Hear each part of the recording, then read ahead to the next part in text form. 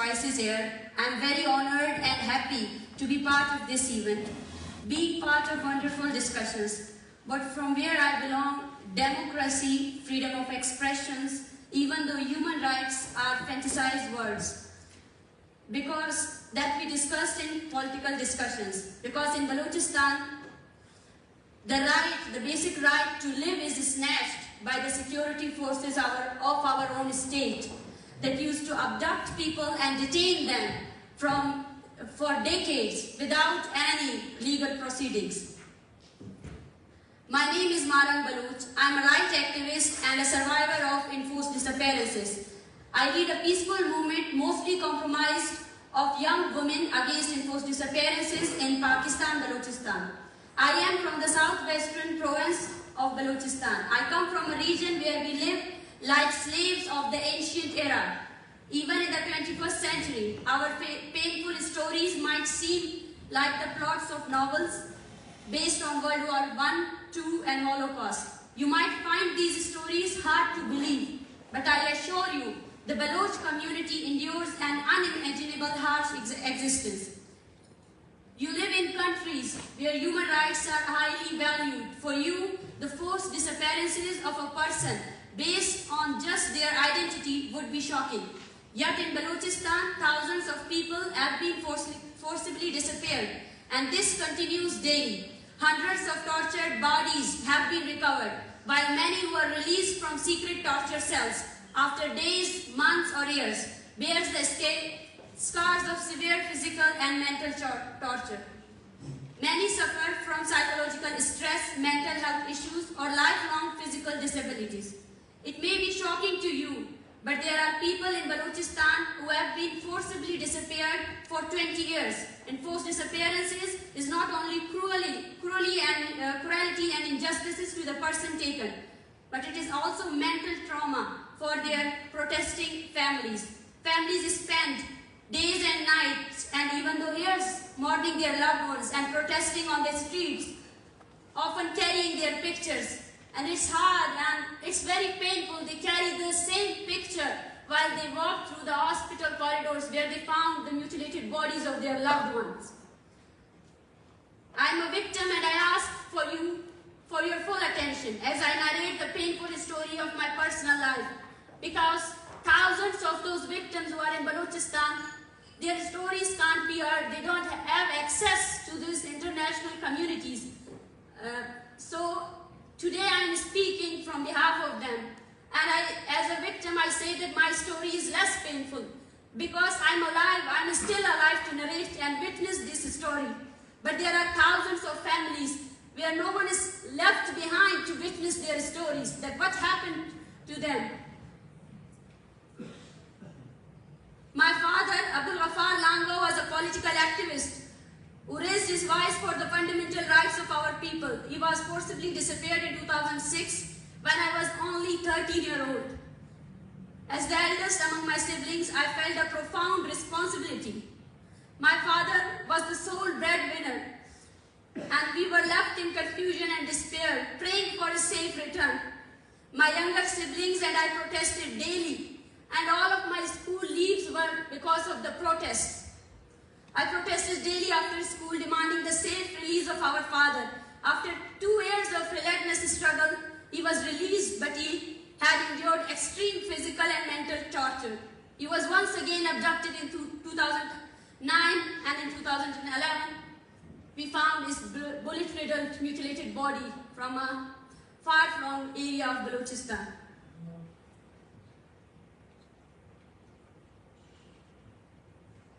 I still remember the day when his body was brought home. On July 1st, 2011, our life was shattered when we received the mutilated body of our beloved father. The lives of my 5 sisters and only brother changed completely. We mourned by his side, and from that day our lives have been filled with fear and sorrow. This cruelty and abuse did not end there.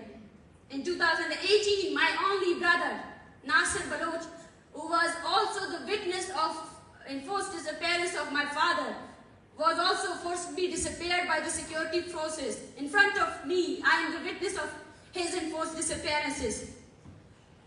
I resumed my protest and after 3 months, and it was the time when I was studying, doing a medical graduation, and I got failed first time in my medical career because I was so mentally tortured. I didn't have the courage to take phone calls. So, okay, someone will call me and say that, yes, we found the dead body of your brother also.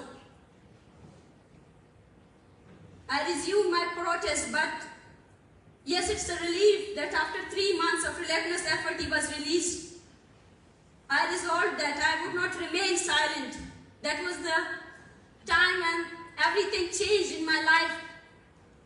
People like those who are born in democracies, for them activism may be an option, but for us, it's not an option. We are not born in regions like we have to choose, like having our personal life, having a career. We have to choose activism because there is no chance for our survival if we didn't choose activism.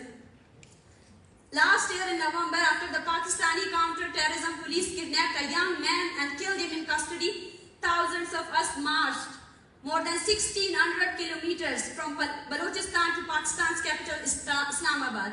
What we demanded to investigate how a person in the custody of Pakistan has been killed. Rather than addressing our demand, the state ignored us. When we arrived in Islamabad on a cold December, the police baton charged us. 290 of us were arrested, including myself. I was kept in a male police station for 24 hours, and a police officer threatened to cut my tongue. After the Islamabad High Court intervened, we were released, but an organized and sophisticated campaign was launched against us, with the media supporting the state narrative. We were called foreign agents and terrorist sympathizers. If I were to be detained, the human rights situation in Balochistan, I would need to speak day and night, and still the story of human rights violation would not end. In short, Balochistan is currently one of the world's regions for human rights violation, yet the reality remains hidden from the world. I urge all of you to raise your voices against the atrocities happening to us. Your one voice can save our lives. Today I am constantly threatened because I struggle for human rights. Every activity of mine is watched. As a doctor, as a postgraduate in surgery. During the training in the hospital, I am followed and intimidated. Despite this, I will not give up my fight for human rights, nor will I be silenced by fear. I will continue to fight for a better life for my people. When we speak about missing persons, the state uses different tactics to undermine our cause. Back in Balochistan, the media is bombarded us about questions that why people are being killed in Balochistan.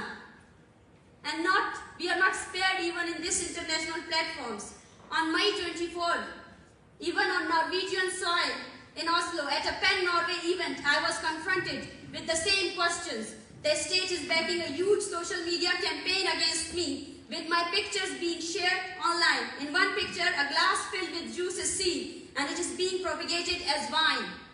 Another picture of my watch is being shared, claiming it cost $41,000. Here in this hall, agents of Pakistani intelligence agency have been sitting and filming me. I informed the organizers and the police. They are actively following these peoples, and they have been identified. But Norway, being an ally of Pakistan and an advocate of human rights, has a responsibility to not only speak about human rights abuses in Pakistan, but also to wake up to how to openly people backed by the Pakistani embassy in Oslo are roaming here, filming and taking my pictures. They are a threat to Norwegian democracy and sovereignty.